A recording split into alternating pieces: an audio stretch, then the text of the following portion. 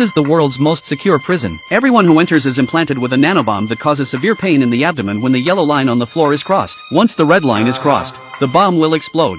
So no one has ever escaped alive. And the prison is built with high technology. 33 floors under the desert. Each floor is equipped with a bell cannon and a mobile 24-hour surveillance camera. Whenever a violation is detected, a pain alert is activated. And the sickest part is that he scans the inmates' brains while they're sleeping and projects their dreams onto the warden's computer. If he finds out that the dream is the prisoner's favorite thing, the warden will activate the pain mode, and the prisoner will instantly wake up with severe pain, which is worse than hell. In this environment, some people have lost their souls and become like shells. This man, Jack, was about to leave the city with his pregnant wife when he was stopped. It turns out that in the future, the earth is suffering from severe pollution. In order to control the population, each family can only have one child, and their child was killed in an accident. The machine instantly detected his wife's pregnancy. And in order to protect her, Jack stayed behind and was brought to this prison. When Jack entered the prison, he saw a fellow inmate being bullied. As a retired Special Forces soldier, his heart of justice drove him to save him. But what he didn't know was that the man had a 187 carved into his head, which meant he was a bully. A mark reserved for felons. The bully was a big, tall man and Jack was no match for him. Luckily,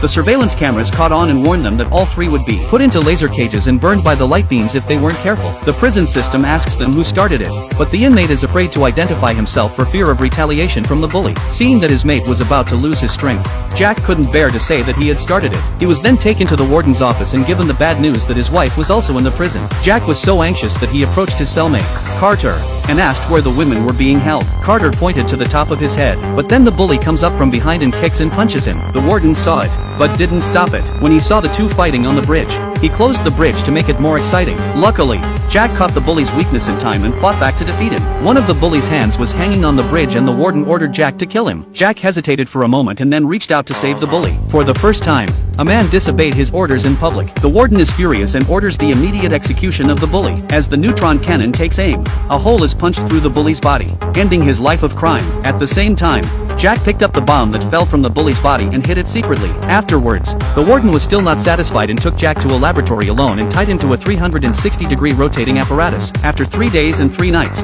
Jack was completely turned into a shell. He lit a match and put the man's hand on it, but the man didn't respond. It turned out that after being tortured by the warden, Jack had become a complete idiot and relied on his cellmate Carter to take care of him every day. In the meantime, Jack's wife moved into the warden's room, but she didn't betray Jack. She was looking for a chance to help him. One day, her wife got the warden drunk with a glass of tampered wine. Then she sneaked to the computer and let the machine scan Jack's brain and enter Jack's fantasy. In the fantasy, there was a huge pit, and inside was Jack as a child. He stays in the hole, afraid to come out, and his wife reaches down and pulls him out. The real Jack finally woke up just as he was pulled out. Then he heard from Carter about all the recent events, and he had mixed feelings, but he was comforted by the knowledge that his wife was doing well. Afterwards, the inmates took out the bombs Jack had picked up and started working on them day and night. On the other hand, Jack's wife secretly took the holographic map of the prison when the warden wasn't looking and asked Carter, who was cleaning, to give it to Jack. Afterwards, they can see clearly through the laser the structure of the prison. There is only one pipe for them to escape, but the bomb in their bodies will explode if it crosses the red line. But then, their cellmate with the glasses on the side finally figured out a way to solve the bomb. Since the bomb in their bodies is female, they only need to attach the bomb they found to the bomb inside their bodies to suck the bomb out. So several people said do it bald first test, although almost choked to death, but also successfully discharged the bomb. Then they did it one by one. Put the discharged bomb on the pipeline and pretend to fight to cause a riot. The system detected the bomb and detonated it,